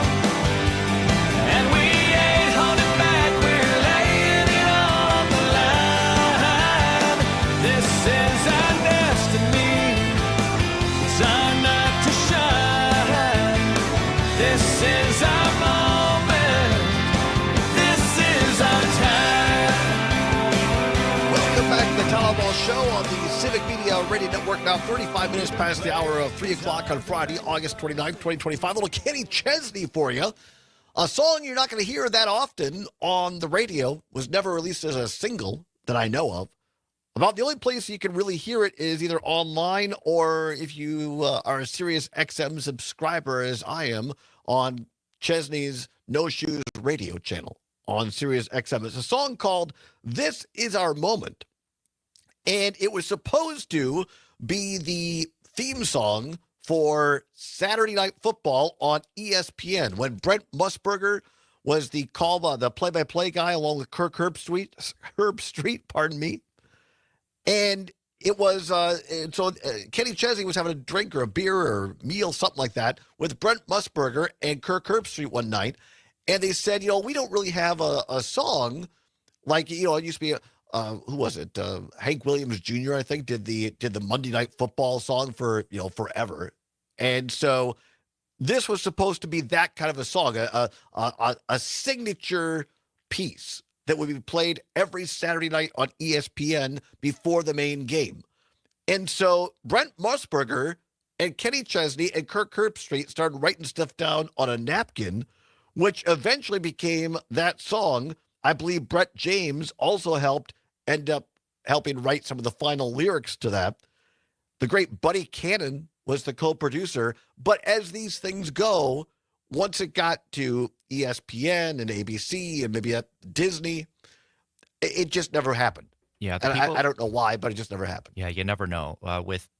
When there's that much money involved, the people who make the decisions don't always, know what will actually resonate with people. Sometimes they do. Sometimes they make the right call, but sometimes stuff like this falls to the wayside. But it's a cool song. I think it still would be a cool song to hear every Saturday night. If you are a consumer of college football, as I have been for a number of years, and many thanks, by the way, to my former broadcast partner, my friend Kevin O'Connor, for coming on the show today, even when he's feeling a little under the weather. Get well soon, Kev. So back in the early 90s, Kevin and I covered Pioneer Sports when Bo Ryan was down there. Kevin was the play-by-play. I was the color analyst, as they say. We used to, the motto for Pioneer Sports at the time was, one of these guys knows college sports like the back of his hand. We just hope the other guy can find the stadium in time. I was not the guy who knew it like the back of my hand. Kevin's a pro's pro. And we would travel around to Eau Claire and Superior and Whitewater and La Crosse and River Falls and Oshkosh and do college football games. Well, we were on the road. Usually our games were a little bit later in the morning, sometimes afternoon. And we'd get up in the hotel and we'd put on, and Kevin and I were also roommates with a couple other guys in Platteville. And we'd watch College Game Day, a staple for all these years. And the guy you'd always want to wait and see who held the show together was Lee Corso. Lee Corso, the legendary ESPN broadcaster and former coach who has entertained fans, forget this, 38 college football seasons, will make his final headgear pick on College Game Day tomorrow in week 1 of the 2025 college football season at the Ohio State Stadium as they take on Ohio State, I believe, number 3, taking on number 1, the Texas Longhorns in Columbus. ESPN will also present special programming celebrating Corso tomorrow as well. Corso, who turned 90 in August, has been a part of college football's premier pregame show since it debuted in 1987. His very first headgear pick was October 5th of 1996 when he donned Ohio State's Brutus Buckeye mascot head in Columbus, Ohio. Corso's weekly end-of-the-show pick during game day's Saturday selections has become a college football tradition, surprising and delighting fans for nearly 3 decades. Entering his final broadcast in August, Corso has made 430 headgear picks of all time, including the Buckeyes, a record 45 times. So what happens, they have the show, and at the end, they go around the table and pick, they have whatever it is, 10, 12 games for the day, and the final game is the big one that they're at, wherever they're doing the show from, and then Corso puts on the headgear. They've done the show here in Madison several times, and normally he's always picked Bucky. Maybe every time the show originated here from Madison. But as Kevin said in the last segment, Corso, of course, was a coach, I believe, at Army and then at Air Force and then at Indiana, so a Big Ten guy, and just figured out that, hey, I can parlay this into broadcasting.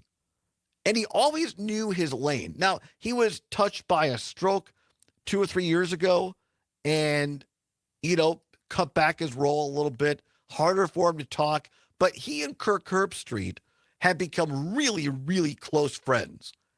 And when Herbstreit was starting out as a former player from Ohio State and Corso had been on the air for a while, he really mentored Herbstreit. And now that Corso has had health problems later in his career, it's become Herbstreit who's really watched out for and helped Corso. And it's a really touching friendship and one of the great parts about broadcasting, in my opinion. What are your remembrances? I mean, he's still living, and that's the other cool thing. He's stepping down at 90. Maybe he should have stepped down a couple of years ago, but you know what? He deserved that. He earned that. He earned that right to call his shot. And I'm just glad that ESPN is doing this while Corso is still living. So what are your favorite remembrances of Lee Corso on College Game Day as he gets ready to make his final headgear pick tomorrow? 855-752-4842, 855-752-4842. Let's go to Dick, listening in Madison. Dick, thanks for calling. What's your remembrances of Coach? I just loved him. I mean, you had to. He was a lot of fun, and quite frankly, it was a lot less stressful to go that lane that he picked than get him back into coaching. Yeah. I wonder what his record was in picks. I don't know. I'll see if I can find it while you're talking. Go ahead. I'll bet you anything he'd laugh at this. Right. Is it me, or did he just start looking more and more like the Cowardly Lion as he got older? That's pretty good. I like that a lot. Maybe he's going to go and make 86 years later, they're going to make a sequel of The Wizard of Oz or something. I don't know. And then real quickly, I got to pass something on that from a sad aspect in Padger. I didn't know this. Clarence Sherrod died. Yeah, he did. God. Yeah, one of the great basketball players of all time. Great. Yeah, absolutely. 23 points. That was before the three-point shot. Right. Right out loud. No, really great ex-Badger. was Everything that something I else. know, a great human being as well. Oh, and played in high school with Fred Brown, who, went on to play for the Supersonics for a long time. Yep. He was something. So here you go. He really was. And thanks for bringing that up, Dick. Here you go, by the way, before you go.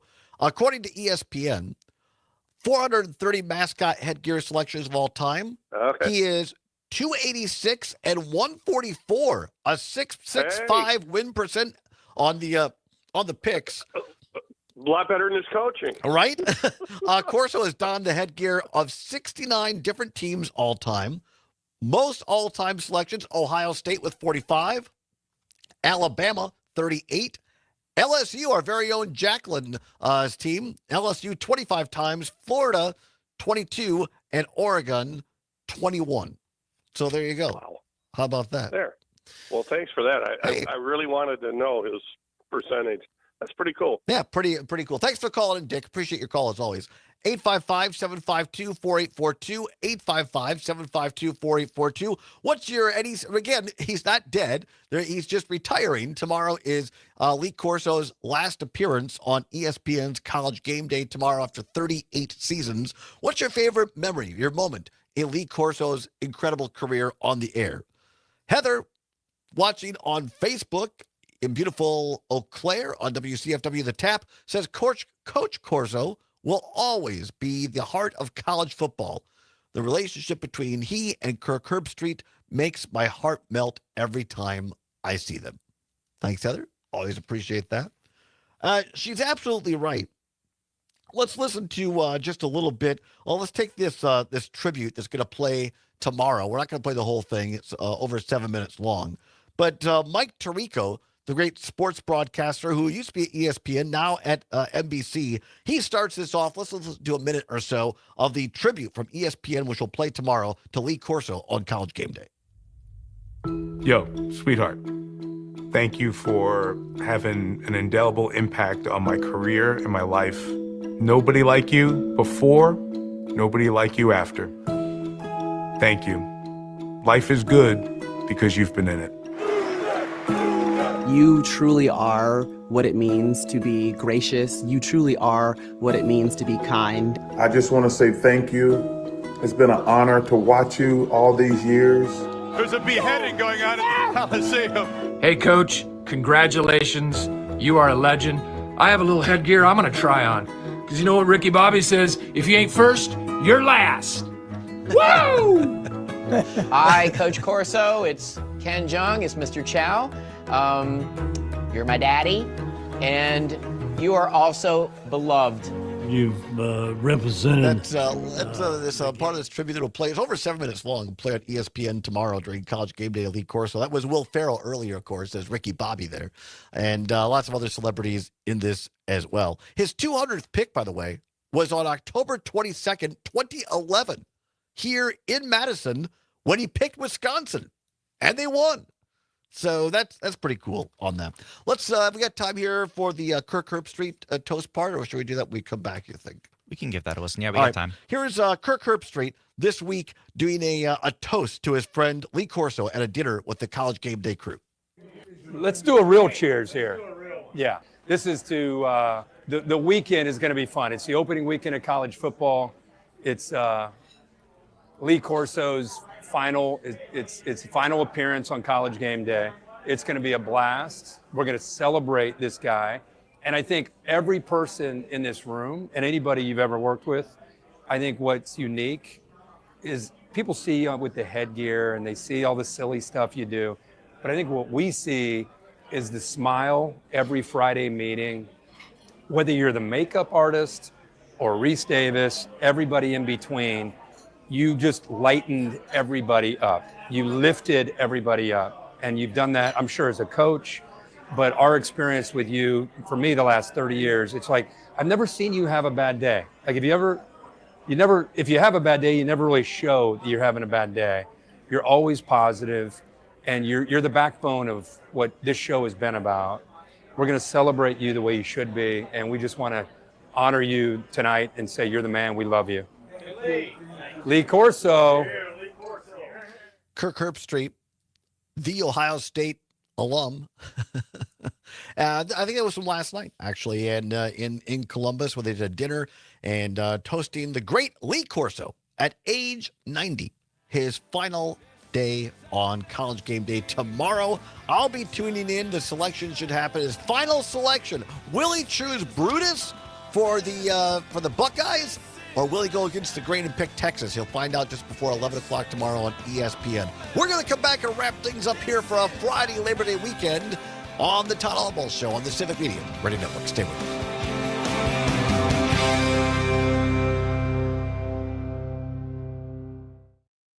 As Wisconsin is saying the word bag instead of... I didn't ask you, did you have a board game you wanted to do or not? I have one, yeah. All right, cool. I forgot to ask. I didn't want to I didn't have to say, to support your liver. No, I do. If you enjoy sweets, fast food, alcohol, or take any medications, that's a vital question to ask. Hi, I'm Sherry Torkis, pharmacist and health author. For over 30 years, I've helped people make informed decisions about their health, especially concerning prevention and long-term wellness. Supporting your liver isn't just a wellness trend, it's a daily essential. That's why I recommend Active Liver by New Nordic. It's made with plant-based ingredients like milk thistle, turmeric, and globe artichoke, herbs clinically studied for their protective and restorative effects on the liver. Active Liver blends traditional herbal wisdom with modern scientific research. Not all supplements are created equal. I trust Active Liver because it's backed by science, meets strict quality standards, and delivers true daily liver support. Protect your liver and give it the support that it deserves by making Active Liver from New Nordic part of your daily wellness routine. Find Active Liver in stores at your local CVS, Meijer Grocery, or online at Amazon or newnordicusa.com. Shop Furlow Mattresses Mega Mattress Sale. Get additional savings on top of our factory direct pricing. That's double the savings on your new mattress. Plus, save even more when you upgrade crap. to an adjustable We never base. did the At ticket Furlow, thing all today. of our mattresses are locally crafted and backed by our lifetime comfort guarantee. So hurry in. There was and just get so much to savings talk on about. top of savings All right. during What's today, the Furlow's 29th? Mega Mattress Yeah, Sale. text it to Wake me or up, something. sleep better. Furlow. Green and Gold football is back at the Lazy Oaf Lounge. Catch the games on 14 large screen TVs. Join meat and jersey raffles at halftime during regular season games and enjoy half-price wings and beer bucket specials. And the Lazy Oaf is a great place for lunch with daily specials, soups made We from better come scratch, back and with that fast, music. friendly service. Come back with Lazy the Oaf Lounge, with on the 1517 the Brewers Find music. specials, menus, and more at lazyoaflounge.com. Hey, Gordy, I gotta admit, these hearing aids from Madison Hearing Aid Center changed my life. Mine too, John. I thought I needed subtitles to talk to my grandkids. And these aren't those old giant clunkers Thank we you, saw on the old Michael days. and It's got Tosa, Bluetooth, very it's much rechargeable, for helping us keep our My jobs. phone connects straight to my ears. I'm basically a cyborg now. Well, you just figured out. If I texting could, last year, Michael, too. I would Yeah, just give baby you the steps. tickets. What I did Quite call frankly. Madison Hearing Aid Absolutely. Center, and you should too. 608-249-4077. 608-249-4077. Tell them John and Gordy sent you. This is Chad Spade. Are you thinking about improving your home? At Chad's Design Build, we're proud to offer remodeling done well with love. And our commitments to you and your home convey that love and spell our name. This is a very The Chad's professional Experience show. is structured to provide We'll excellent see. We'll communication, see. honesty, Sure, I don't know. accuracy, Now, what do we do? detailed Do we just spend proposals, the and next 6 satisfied minutes customers. trying to We're get as also many committed to calls as we making your home can? comfortable, healthy, attractive, Or as durable, many and texts. sustainable. Yeah. If you want a quality I mean, remodel, or do and a we quality do the board remodeling game? Do we not do experience, that? I don't go know to what to do. chadsdesignbuild.com See how long it to takes learn to give the more. word and all that. Rebuilding and refreshing local I don't think we radio, need to spend the one whole time station at doing a it. time. All right. This Civic Media radio station is proud to be a part of your community. Then I saw her face. Now I'm a believer. Not a trace of doubt in my mind. I'm in love.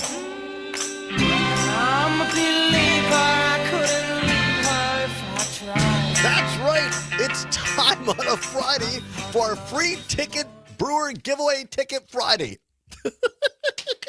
Shout out to 8 minutes before the hour of 4 o'clock. Yes. Shout out to Michael and Tosa for texting in asking about the free ticket Friday giveaway. Yeah, that's happening today, and we're Here's doing it the now. deal. It's Friday, which means it's free ticket Friday giveaway for the Milwaukee Brewers on the network. And normally we give you a keyword in the first hour of the show. We keep giving it, and you text in, and then this. We're still going to do it. By the way, thanks to Michael. If I could, Michael, if it was legal, and again, the lawyers here on the 12th floor remind us this is a statewide contest. And the attorneys also tell me I can't just give you the tickets, Michael, but you may be the only one listening, so your odds are pretty high. So thank you. Here's the deal. I'm going to give you a keyword, and then you have until the top of the hour to text in. Download the Civic Media app on your Apple or Android device. Takes less than a minute. It's free. Open it up. The Civic Media app. The first 10 stations are the ones that we're on. Pick one of them. Open that up in the lower right-hand corner. It'll say text.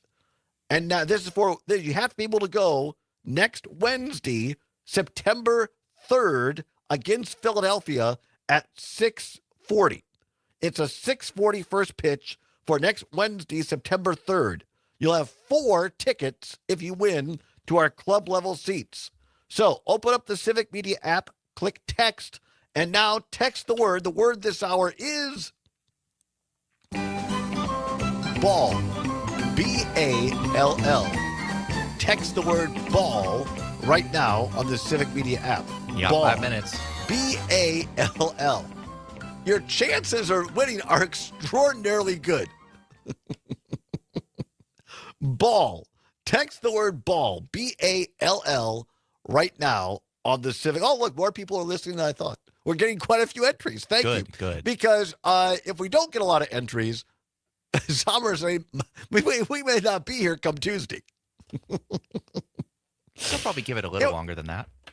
Text the word ball, BALL, to be in the running for 4 club-level seats for Milwaukee Brewers tickets. This is for Wednesday, September 3rd against Philadelphia, a 6:40 first pitch. Text the word ball, BALL, right now on the Civic Media app. The Brewers are back in action tonight across international lines up in Toronto against the Blue Jays. The pregame show starts at 5:30 this afternoon. First pitch just after 6 o'clock.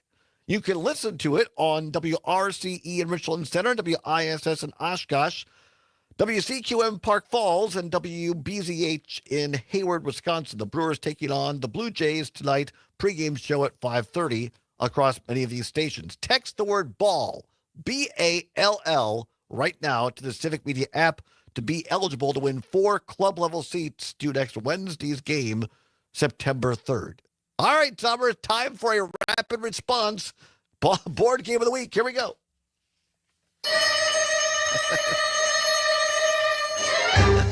Not only are we down to the wire, this game is about cutting wires. It is a mission impossible of its own. So the board game of the week is Bomb Busters. The winner of the prestigious Spiel des Jahres Award, German Game of the Year, this year is Bomb Busters, a game that came out last year. Bomb Busters, all right. 2 to 5 players, and you all get a bunch of little tiles that are wires. They're different colored wires. All right. And you're trying to cut the right ones to defuse the bomb. The problem is you can't see each other's wires, and you can't just tell each other what they are. So you have to try and use clues to guess which wires to cut and not cut the red one and blow yourselves up. Wow. And are actual wires, or is this just... They're little cardboard-ish pieces that have wires printed on them. But, I see. And it has a whole bunch of different ways to change up the puzzle, and so that it doesn't get boring. It's got 66 different optional missions you can do. Oh, wow. That's pretty good. And there are no explosives involved. There are no real explosives. Well, that's very good. How much does it cost? It is $40. $40. Not bad. I mean, you can find it online or at a game store near you. Maybe a good game to play this weekend at a campground or wherever. Fun for the whole family. A nice little spy theme, you know? Yeah, I like that. Bomb Busters, you say? Bomb Busters. Bomb Busters, your board game of the week. Like many of my dates, that was quick. It was done and over very quickly, and that's fine. That's good. It was a good one, Summers. I'm sorry we didn't have more time, but we had so many great guests today, and many thanks to Mike Clemens for being our guest today, live from Green Bay on that Micah Parsons trade. Also, many thanks to Kevin O'Connor for being here discussing the trade, discussing Lee Corso, and giving us a Chicago perspective today as well. I'm not sure. Did we say what's worse? We did not. What's your worst? Cowboys fan, being a Cowboys fan or being a Bears fan today? Which is the worst franchise? I agree with what some people said, and that the Cowboys franchise is worse. There's just more money. They're more of jerks in my mind. But as far as which is worse to be a fan of, it's the Bears, because you're never going to get a win. I think it's worse to be a Cowboys fan today, because I wouldn't want Jerry Jones running the team that I love. For me, that doesn't change it. Every day is the worst day to be a Bears fan. Wow. Very, very salty today, Summers. Remember, text the word ball, BALL, right now on the Civic Media app. You have 1 minute and 10 seconds.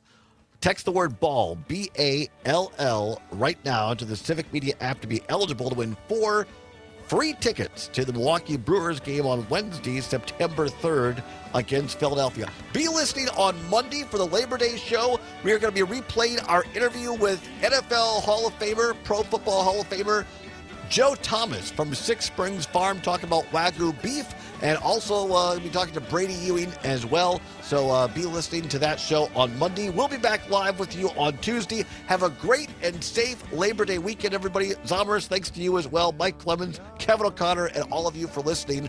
Until Monday with Joe Thomas and Brady Ewing, whatever you're fighting for, whatever you believe in, do not give up. Keep banging your drum. We'll see you next week. Bye-bye.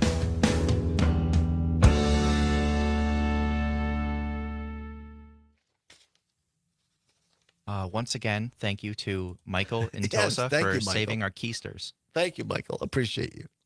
All right, we'll see you next week, everybody. Bye-bye. Adios.